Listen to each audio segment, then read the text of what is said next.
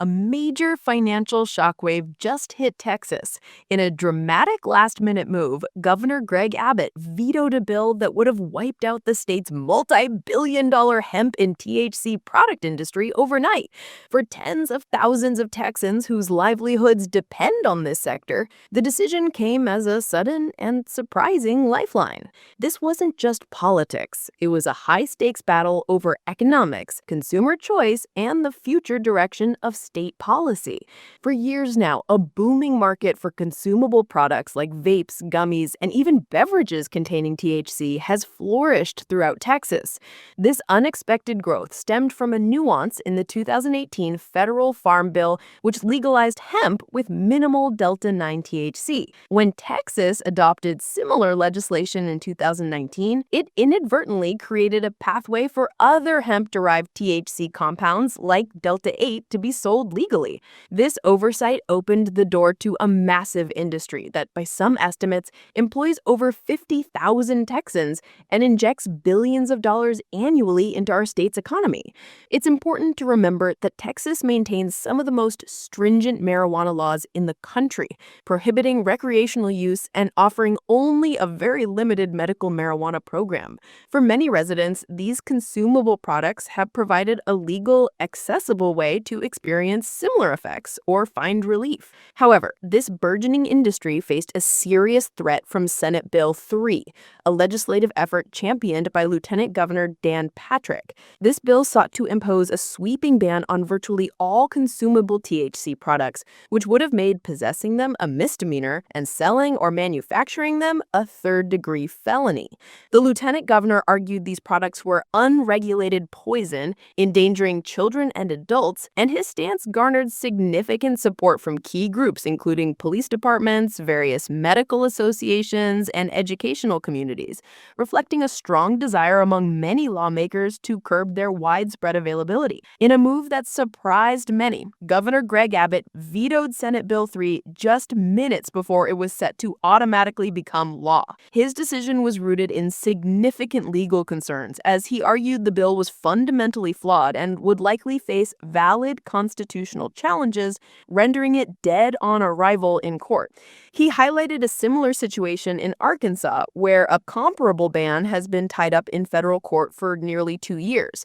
Abbott stressed that Texas cannot afford to wait for years of legal battles, especially when the goal is immediate public safety. He believes that criminalizing what Congress has already legalized federally, particularly under the 2018 Farm Bill, would put state and federal law on a direct collision course. Furthermore, he raised concerns that the ban could unintentionally criminalize ordinary Texans, including farmers, pharmacists, and even veterans or parents who use these products for therapeutic purposes. Abbott emphasized that an unenforceable ban does not solve the problem of a dangerously underregulated market, but rather hinders effective solutions. The governor's veto was also the culmination of intense pressure from various stakeholders, including the hemp industry, farmers, military veterans, and some conservative activists who emphasized the industry's economic contribution and the critical role these products play for individuals seeking pain relief or alternatives to opioids.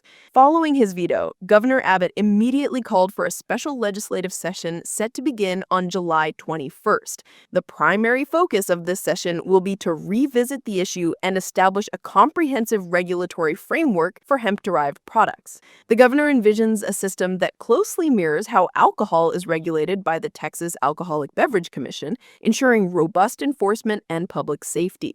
He has outlined a detailed list of proposed regulations for lawmakers to consider. This includes making it a serious crime to sell or provide THC products to minors, with sales being strictly prohibited near schools, churches, parks, and playgrounds. Products would need child-resistant, tamper-evident, and resealable packaging, and their marketing would be prohibited if it appeals to children. Furthermore, any store selling these products would be required to obtain a permit and restrict access to individuals under 21, with severe penalties for non-compliance.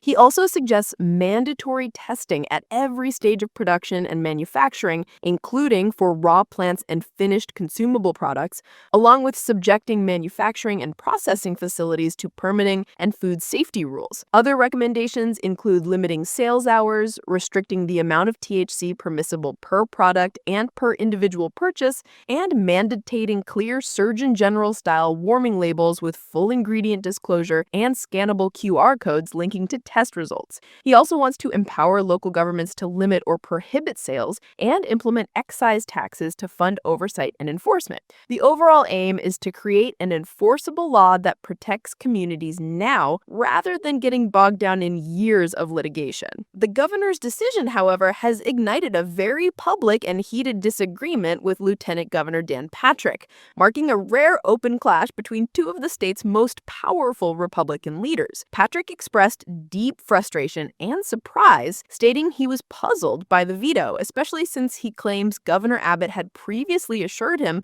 that his bill was, quote, fine. He went as far as to explicitly accuse Governor Abbott of effectively trying to legalize recreational marijuana in Texas through regulation, challenging him to publicly deny this intention.